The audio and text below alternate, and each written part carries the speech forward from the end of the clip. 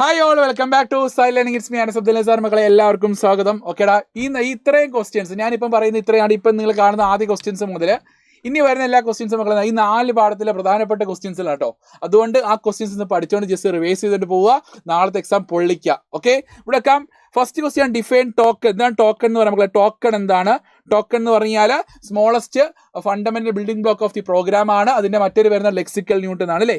Okay, tokens എത്ര types ഉണ്ട്? 5 types ഉണ്ട്. Keywords, identifiers, literals, punctuators and operators. അപ്പോൾ keywords, identifiers, literals, punctuators and operators, ഇതാണ് ടോക്കൺസിന്റെ ടൈപ്സ് ആണ് അല്ലേ. നെക്സ്റ്റ് അടുത്ത് നോക്കാം. എന്താണ് അടുത്ത ക്വസ്റ്റ്യൻ? അടുത്ത വളരെ ഇമ്പോർട്ടൻറ്റ് ക്വസ്റ്റ്യൻ ആണ്. Write the structure of C++ programme.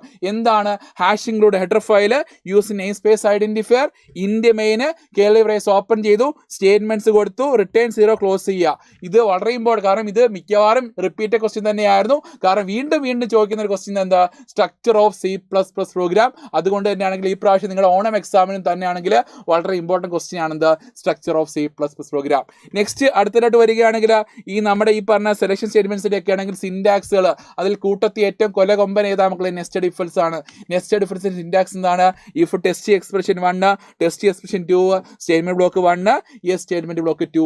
Test expression 1 true ആണെങ്കിൽ ടെസ്റ്റ് എക്സ്പ്രഷൻ 2 വർക്ക് ചെയ്യും. ടെസ്റ്റ് എക്സ്പ്രഷൻ 2 ട്രൂ ആണെങ്കിൽ ഇതായിരിക്കും സ്റ്റേറ്റ്മെന്റ് ബ്ലോക്ക് 1 എക്സിക്യൂട്ട് ചെയ്യും. ടെസ്റ്റ് എക്സ്പ്രഷൻ 1 ഫാൾസ് ആണെങ്കിൽ മക്കളെ 2 ഫോൾസ് ആണെങ്കിൽ എന്തായിരിക്കും? ടെസ്റ്റ് എക്സ്പ്രഷൻ 2 ഫോൾസ് ആണെങ്കിലോ സ്റ്റേറ്റ്മെന്റ് ബ്ലോക്ക് 2 എക്സിക്യൂട്ട് ചെയ്യും. ടെസ്റ്റ് എക്സ്പ്രഷൻ 1 ഫോൾസ് ആണെങ്കിൽ എന്തായിരിക്കും?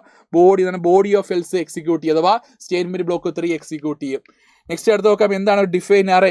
എന്താണ് അറേ എന്ന് പറഞ്ഞാൽ? അറേ എന്ന് പറഞ്ഞാൽ സെയിം ടൈപ്പ് ഓഫ് ഡേറ്റ എലമെന്റ്സിനെ store contiguous memory location store ചെയ്യുന്ന മക്കൾ എന്താ?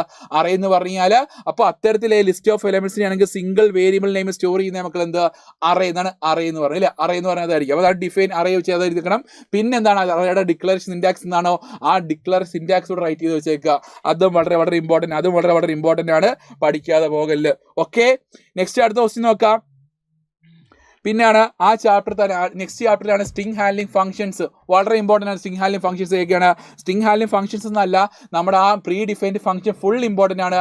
strlen, strcpy, strcat, strcmb, strcmb ഒക്കെ എന്നാണ് വളരെ ഇമ്പോർട്ടൻ്റ് ആണ്. അതും ചോദിക്കുന്ന ക്വസ്റ്റ്യൻ ആട്ടോ. അത് ജസ്റ്റ് നോട്ട് ചെയ്തുകൊണ്ട് പോയിക്കോളുക. ഓക്കെ, നെക്സ്റ്റ് എടുക്കുക. Call by value, call by reference difference. മക്കളെ ഈ ഒരു ബോക്സ് ഫുൾ ആയിട്ട് കേട്ടോ. എന്താണ് call by value method, call by reference മെത്തേഡിന്റെ ഡിഫറൻസ് എന്ന് പറഞ്ഞാൽ ഇവിടെ ഫോർമുല പാരാമീറ്റേഴ്സ് എന്തായിരിക്കും മക്കളെ? ഓർഡിനറി വേരിയബിൾസ് ആയിരിക്കും. ഇവിടെ എന്താ? കോൾ ബൈ റെഫറൻസിലാണെങ്കിൽ ഫോർമുല പാരാമീറ്റേഴ്സ് എന്തായിരിക്കും? ഇവിടെ റെഫറൻസ് വേരിയബിൾ ആയിരിക്കും. ഓക്കെ, നെക്സ്റ്റ് ആക്ച്വൽ പാരാമീറ്റേഴ്സ് മക്കളെ കോൺസ്റ്റന്റ് ആകാം, വേരിയബിൾസ് ആകാം. ഇവിടെ കോൾ ബൈ വാല്യൂല്, കോൾ ബൈ റെഫറൻസിൽ മക്കളെ വേരിയബിൾസ് മാത്രമാകാം. Next the changes made the formula argument. ഒരു നമ്മുടെ ഫോർമുല ആർഗ്യുമെന്റ് ചേഞ്ചസ് ആണെങ്കിൽ ആരെ റിഫ്ലക്ട് ചെയ്യത്തില്ല? ആക്ച്വൽ ആർഗ്യുമെന്റ് റിഫ്ലക്ട് ചെയ്യത്തില്ല. Next the changes made the formula argument changes ആരെ റിഫ്ലക്ട് ചെയ്യും മക്കളെ? ആക്ച്വൽ ആർഗ്യുമെന്റ് റിഫ്ലക്ട് ചെയ്യും.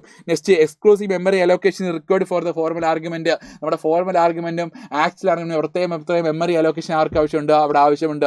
നെക്സ്റ്റ് കോൾ ബൈ റെഫറൻസിൽ മക്കളെ ആ ആക്ച്വൽ ആർഗ്യുമെന്റ് മെമ്മറി ആർക്ക് ഷെയർ ചെയ്യൂടാ? ഫോർമുല ഷെയർ ചെയ്യും.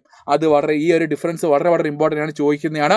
പിന്നെ മക്കളെ വളരെ ഇമ്പോർട്ടൻ്റ്, നമ്മൾ മാരത്തോണിലൊക്കെ പറഞ്ഞിട്ടുണ്ട് ഈ സ്റ്റാറ്റിക്കിൻ്റെ ഡൈനാമിക് ഡിഫറൻസ്. മക്കളെ ഈ ബോക്സ് നിങ്ങൾ പഠിക്കാതെ പോലെ വളരെ ഇമ്പോർട്ടൻ്റ് തന്നെയാണ്. ഈ ഒരു ബോക്സിലുള്ള ഡിഫറൻസ് പക്കയായിട്ട് പഠിച്ചോണം. ഇന്ന് നമ്മൾ സൂപ്പർ സിസ്റ്റം പറയുന്നുണ്ട്, എക്സ്പ്ലെയിൻ ചെയ്യുന്നുണ്ട്. മക്കളെ എല്ലാവരും സൂപ്പർ സിസ്റ്റം പങ്കെടുക്കണം കേട്ടോ. നെക്സ്റ്റ് അടുത്ത് നോക്കാം. ക്ലയന്റ് സൈഡിൻ്റെയും സർവർ സൈഡിൻ്റെയും ഡിഫറൻസ്. ഓക്കെ, അതും വളരെ ഇമ്പോർട്ടൻ്റ് ആണ്, ചോദിക്കുന്നതാണ്. സെറ്റാക്കി പഠിക്കണം. ഓക്കെ, അപ്പോൾ ഇത്രയും കാര്യങ്ങൾ. പിന്നെ ഒരു ക്വസ്റ്റ്യൻ ഉണ്ട്. നമ്മുടെ ഈ പറഞ്ഞ base structure of HTML document. HTML document base structure എന്താണോ ആ സ്ട്രക്ചർ കൊടുക്കുക, സ്ട്രക്ചർ റൈറ്റ് ചെയ്യുക. ആ സ്ട്രക്ചർ കൊടുക്കുക. സ്ട്രക്ചർ കൊടുത്തിട്ട് ആ HTML ടാഗിന്റെ ഓരോന്നിൻ്റെയും ആട്രിബ്യൂട്ട്സ് വളരെ ഇമ്പോർട്ടൻ്റ് ആണ്. അതും പരീക്ഷയ്ക്ക് ചോദിക്കുന്ന വളരെ ഇമ്പോർട്ടൻ്റ് ക്വസ്റ്റ്യൻ തന്നെ കേട്ടോ. അപ്പോൾ ഇത്രയും കാര്യങ്ങൾ നിങ്ങൾ പഠിക്കാതെ പോകല്, വളരെ നഷ്ടമായിരിക്കും. അപ്പോൾ ഓക്കെ, ഇന്നത്തെ സൂപ്പർ സിറ്റി എല്ലാവരും പങ്കെടുക്കുക. Bye, see you, good night.